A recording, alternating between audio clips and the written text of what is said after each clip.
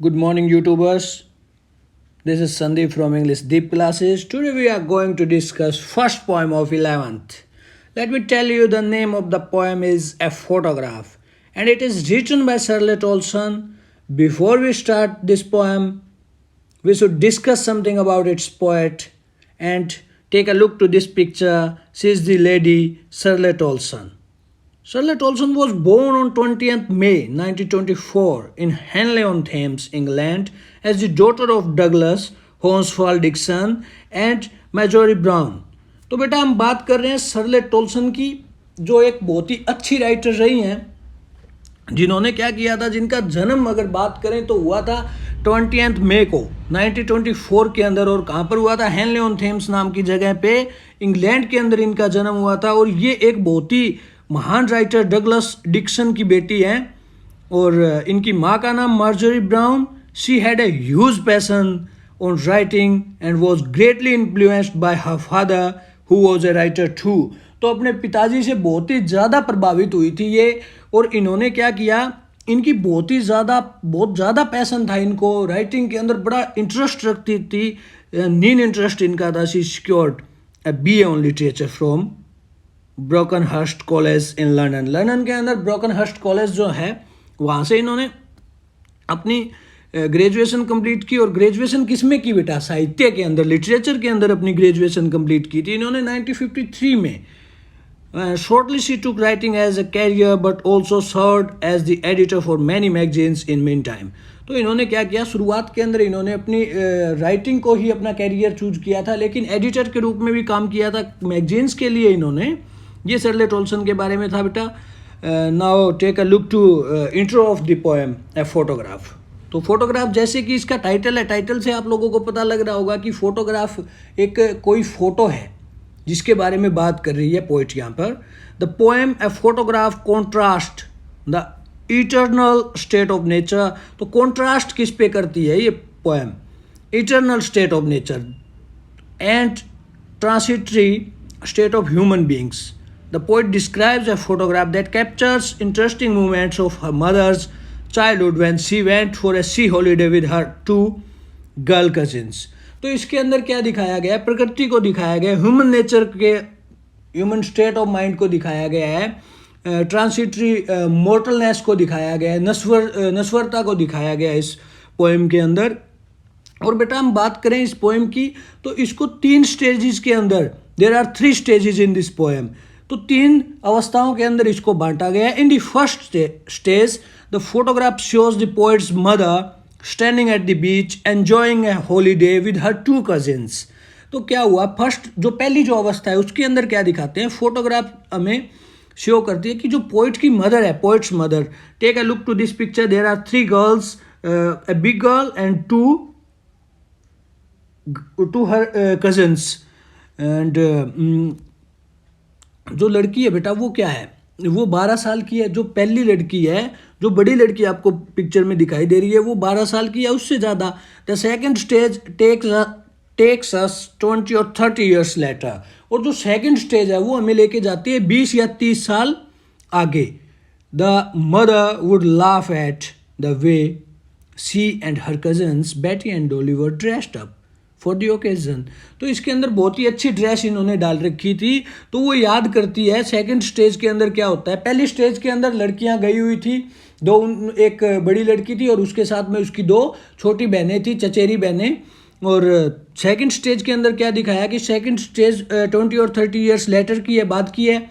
और उसके अंदर जो मदर है वो उस फोटो को, उसका बोर्ड को देखकर हंस रही थी और ऐसे बात कर रही थी कि यार कैसे बेटी और डोली और मैं कैसे ड्रेसअप होकर गए थे उस ओकेजन के लिए। इन दी थर्ड स्टेज, और अगर तीसरी स्टेज की बात करें, the poet remembers her mother, अपनी माँ को याद करती है विद अ हैवी हार्ट, भरे हुए दिल से अपनी माँ को याद करती है। The photograph revives nostalgic feelings in the poet. और पोइट के अंदर बड़ी ही दर्द भरी, बड़ा दुख होता है, ऐसी उनकी फीलिंग आती है, उनका जो दिल है वो बैठ जाता है। क्यों? क्योंकि थर्ड स्टेज के अंदर पोइट ने अपनी माँ को खो दिया है, लॉस हो चुका है उनको। And now we move to first stanza of this poem. The cardboard shows me how it was when the 2 girl cousins went paddling। तो जो कार्डबोर्ड है, कार्डबोर्ड क्या, जो तस्वीर है जो पोर्ट्रेट है, जो पिक्चर लगी हुई है, उसके बारे में बात कर रही है यहाँ पर poet Shirley Toulson. The cardboard shows me how it was. Cardboard मुझे शो कर रहा था, मुझे दिखा रहा था कि कैसे। When the two girl cousins went paddling, जब दो गर्ल जा रही थी, पैदल चल रही थी, चचेरी बहनें थी ये, each one holding one of my mother's hands, और उनमें से प्रत्येक ने मेरी माँ का हाथ पकड़ रखा था। And she the big girl some 12 years or so, और वो जो बड़ी लड़की थी वो 12 वर्ष की या कुछ ज़्यादा की। Now we move to explanation of this stanza. In this lines the poet is looking at an old photo album which is made up of cardboard. Cardboard के ऊपर जो गत्ता होता है उसके ऊपर बनी हुई है एक फ़ोटो, उसको देख रही थी पोएट इन लाइनों में। In the picture there are 3 girls who are walking on the beach holding each others hands. तो यहाँ पर 3 लड़कियाँ थी जिन्होंने एक दूसरे के हाथ आपस में पकड़ रखे थे और वो बीच के ऊपर चल रही थी। The girl in the middle is the tallest and oldest. ठीक है बेटा, इस पिक्चर के अंदर साइड में दिखाया गया, लेकिन इसके अंदर अगर हम बात करें तो वो जो मिडल में चल रही थी, क्योंकि ईच वन ने क्या कर रखा था, एक एक हाथ पकड़ रखा था मदर का, तो वो बीच में चल रही थी। Each side are younger than her, the girl in the middle is the poet's mother. और जो मिडल में जो चल रही थी वो पोइट की मदर है। यहाँ पर वो चल रही है लेफ्ट हैंड साइड को, ये पोइट की मदर है। और जो 2 छोटी लड़कियाँ आपको फोटो में दिखाई दे रही है वो इनकी दोनों की दोनों उनकी कजिन है। She is around 12 years old when the picture was taken, और लगभग वो 12 वर्ष की थी जब ये पिक्चर ली गई। Now we move to second stanza. All 3 stood still to smile through their hair at the uncle with the camera. तो कैमरे से एक फोटो ली गई थी, जो ये जो इनका कार्डबोर्ड लिया गया था, ये जो फोटो इनकी ली गई थी, कैप्चर की गई थी, तो वो क्या कर रही थी, all 3 stood still to smile through their hair. तो एक पिक्चर के अंदर दिखाया है जैसे वो स्माइल कर रही है लड़की, ऐसे ही वो स्माइल कर रही थी अपने बालों के बीच से, क्योंकि बहुत तेज़ हवाएं चलती है समुद्र के किनारे पे, और तेज़ हवाओं से वो जो अपने बाल होते हैं वो उड़ते रहते हैं। तो उन बालों को अपने चेहरे के ऊपर आते हुए और उनके बीच में से वो किसकी ओर स्माइल कर रही थी, कैमरामैन की ओर, जो अंकल उनकी फ़ोटो ले रहे थे उनकी ओर स्माइल कर रही थी। स्वीट फेस माई मदर्स, और मेरी माँ का बहुत ही स्वीट फेस, जैसा कि इस पिक्चर में आपको दिखाया गया है, बड़ा ही स्वीट फेस उनकी माता का था पोइट की। That was before I was born, और ये कब था, जब मेरा जन्म नहीं हुआ था। तो ये फ़ोटो उस टाइम ली गई थी, 12 या 13 वर्ष की उनकी माता थी, तो उस टाइम तक तो उनका जन्म कहाँ से होना था, क्योंकि she was unmarried that time. And the sea which appears to have changed less washed their terribly transient feet. Transit होता है बेटा शॉर्ट टर्म, टेम्परेरी, मोर्टल। तो बेटा इसके अंदर क्या बताया इस लाइन में कि and the sea which appears to have changed less. और अगर हम समुंदर को देखें तो समुंदर तो वैसे ही रहता है, वहाँ पर इंसान छोटे से बड़े हो जाते हैं, बूढ़े हो जाते हैं, और उसके बाद में उनकी डेथ भी हो जाती है, लेकिन समुंदर ज्यों का त्यों वहीं पर रहता है। तो पोइट यहाँ पर कह रही है कि and the sea which appears to have changed less, और जो समुंदर है बड़ा ही कम बदला हुआ प्रतीत होता है। Washed their terribly transit feet, और वो वहाँ पर जब चल रही थी समुद्र के किनारे पर, तो वो उनके पाँव को धो रहा था बड़ी ही भयानक रूप से, बड़ी ही तेजी से। जैसे हम समुद्र किनारे गए थे, अब उस बात को क्या हुआ, समुद्र के किनारे हज़ारों लोग जाते हैं, हज़ारों लाखों लोग जाते हैं वहाँ पर, तो उनके जो वो पाँव के निशान लग जाते हैं, उनको क्या करता है समुद्र, वापस उनको वॉश कर देता है। Move to explanation of second stanza. In the above lines, the poet describe how the photograph was taken. इसके अंदर पोइट बताते हैं कि फोटोग्राफ कैसे ली गई थी। Her mother's uncle took the photograph and told them to stop and pause. तो उनके जो अंकल है उन्होंने ये फ़ोटो उनकी ली थी। All 3 of them left their wet hair open and smile at the camera. तो उनके भीगे हुए बाल थे वो खुले छोड़ रखे थे उन्होंने, और स्माइल करते हैं वो कैमरा की। और the poet's attention is drawn towards his mother's face which is describe as a sweet face. और जो पोइट है वो उस पिक्चर के अंदर अपनी माँ के चेहरे को देख रही है, जिसको क्या दिखाया है, जिस चेहरे को बड़ा ही स्वीट फेस बोला है यहाँ पर। The photograph was taken long before the poet was born, और पोइट के जन्म लेने से काफ़ी पहले ये फ़ोटो ली गई थी। The poet calls their feet terribly transient as they were so young by then and now they had grown older. तो बेटा मैंने वही बात जो आपको बताई थी वो यहाँ पर रिपीट हो रही है कि जो वो बिल्कुल छोटी थी उस टाइम, और वो 1 मिनट के लिए उनके शॉर्ट टाइम वहाँ पर फीट जो समुंदर के किनारे पर आ गए थे, उनको समुंदर ने वॉश कर दिया था। और अब उनकी जो माँ है वो उस टाइम तो बड़ी यंग थी, लेकिन अब क्या हो गई है, अब ग्रोन ओल्डर, काफ़ी बड़ी हो चुकी है। On the other hand the sea which touched their feet has changed less. तो मानो ये कली की बात हो, लेकिन क्या है कि समुंदर तो वैसा का वैसा पड़ा है जिसने उनके पाँव को, उनके फीट को टच किया था, और समुंदर के अंदर कोई भी चेंज नहीं हुआ है। Now we move to third stanza of this poem. यहाँ पर साइड में बेटा कुछ मीनिंग दिए हुए हैं। स्नैपशॉट का मीनिंग होता है फोटोग्राफ, ईज का मीनिंग होता है कंफर्ट, और री आयरनिक और मॉकिंग री का मीनिंग होता है। सम 20-30 years later she had laugh at the snapshot. और उसके बाद में वो क्या कर रही थी, 20 या 30 साल के बाद अपनी फ़ोटो को देख रही थी और उसके ऊपर स्माइल कर रही थी और कह रही थी, सी बेटी and Dolly she would say and look how they dressed us for the बीच। और उसके बाद में वो बता रही थी, फ़ोटो को देखते हुए अब अपनी पुरानी कोई याद होती है, हम उसको देखते रहते हैं बेटा, और देखकर याद करते हैं कि यार देख उस दिन मैंने क्या किया हुआ था, मैंने बड़ी अच्छी ड्रेस डाल रखी थी। तो ऐसी बात कर रही थी और हंस रही थी, और हंसते हुए क्या कह रही थी कि यार डोली और बेटी को देखो, इन्होंने भी कितनी अच्छी ड्रेस डाल रखी थी। And the C holiday was her past. और क्या था, उनके लिए सी हॉलीडे पास्ट था। जब वो फोटो देख रही थी तो क्या हुआ, वो 20-30 साल पहले गए थे समुंदर के किनारे पर, तो वो उनके लिए उनका पास्ट था।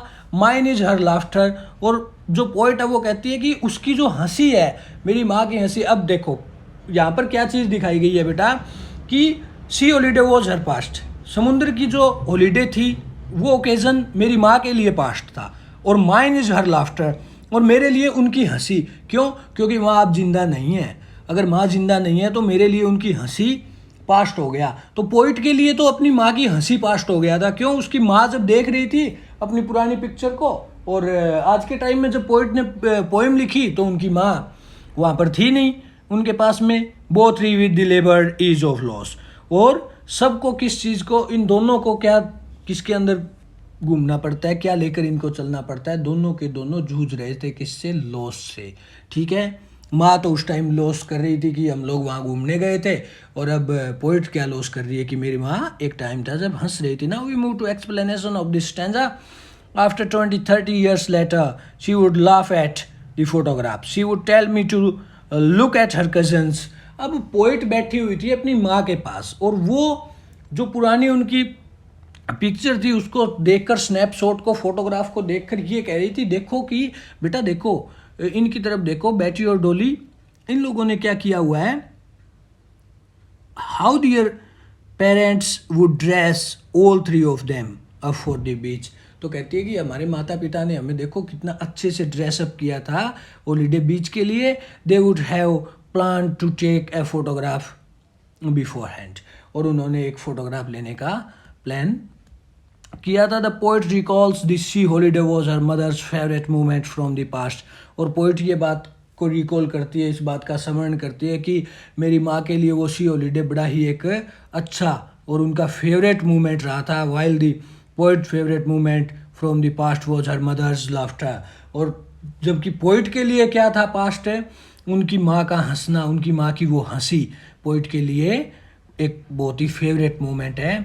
Both the women would think about those past memories which they cannot live again. They tried their best to adjust to what they lost।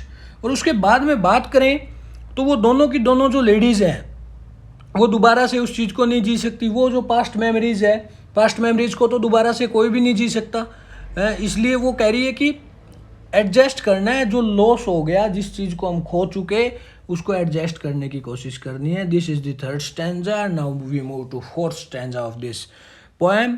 Now she has been dead nearly as many years. Now she had been dead nearly as many years. काफ़ी वर्षों से वो उनकी death हो चुकी, काफ़ी वर्ष हो चुके, इस बात को बीत चुकी ये बात। As that girl lived and of this circumstance there is nothing to say at all, it's silence silences। और अगर हम बात करें कहने की कि कितने वर्ष हो गए उनको गुजरे हुए, संसार को अलविदा कहे हुए, जो लड़की कभी रहा करती थी इस धरती पर, वो आज नहीं है। और जो सर्कमस्टांसेस है, जो सिचुएशन है, कंडीशन है, उसने हमें क्या बना दिया है, वो हमें ये कहती है कि कुछ मत बोलो, हर तरफ सन्नाटा छा गया, इट्स साइलेंस साइलेंसेस। इंडिया बोलाइंस the poet says that her mother died 12 years ago। उनकी माँ को मरे 12 साल हो चुके। The same age her mother was in the photograph, उतने ही वर्ष हो चुके जितने वर्ष की वो फोटोग्राफ के अंदर थी। Whenever the poet thinks of her mother's death she can not explain what effect she has of her mother's death. तो जब भी कभी वो जिक्र करती है, सोचती है अपनी माँ की डेथ के बारे में, तो वो इस बात को एक्सप्लेन नहीं कर पाती कि उसको कितना प्रभावित किया है उसकी माँ की डेथ ने। Death has silenced her mother which has also left her speechless. और डेथ जो है, मौत जो है, उसने साइलेंस कर दिया है उनकी माँ को, और वो भी उस पर साइलेंस हो गई है, कुछ भी नहीं बोल पा रही, स्पीचलेस हो गई है, क्योंकि उसकी माँ की डेथ ने, पोइट शार्लेट ओल्सन की माँ की जो डेथ हुई, उसने उनको गहरा धक्का दिया, बहुत ज़्यादा प्रभावित किया। एंड अगर हम बेटा बात करें फोटोग्राफ के लिटरेरी डिवाइसेज की, तो यहाँ पर लिटरेरी डिवाइसेज के अंदर सबसे पहले alliteration, repetition of A consonant sound at the beginning, और 2 or more consecutive words। The intensities of alliteration in the poem are as follows। Stood still, तो बेटा जो एलिट्रेशन है लिटरेरी डिवाइस, इसका यूज किया गया है। स्टूड स्टिल के अंदर ये यूज हुआ है। थ्रो द ईयर के अंदर my mother's terribly transient, silence silences, 4 या 5 जगह ऐसी है जहाँ पर एलिट्रेशन पोएटिक डिवाइस का यूज किया गया। ऑक्सीमोरन का भी यूज हुआ है यहाँ पर, लेबर्डीज, एपिथेट का भी यूज किया गया है यहाँ पर। तो बेटा ये सारे लिटरेरी डिवाइस है, इनको याद रखना आप लोग। और take a look to question answer of this poem a photograph. And इसके बारे में आपको पढ़ना है, क्वेश्चन आंसर आपको निकालने हैं। फर्स्ट क्वेश्चन है बेटा, what does the word cardboard denote in the poem. तो कार्डबोर्ड जो वर्ड है वो किस चीज को डिनोट करता है, why has this word been used, और इस वर्ड का यूज क्यों किया गया है। सेकेंड क्वेश्चन है बेटा, what has the camera captured. Third question है बेटा, what has not changed over the years, does this suggest something to you. And the fourth question is, the poet's mother laughed at this snapshot. What did this laugh indicate? And fifth question is, what is the meaning of the line, both he with labor, ease of loss? This is very important question. And last question, what does this circumstance refer to? और ये last question था बेटा। Thank you so much. Hope you all are understand this poem. Thank you so much.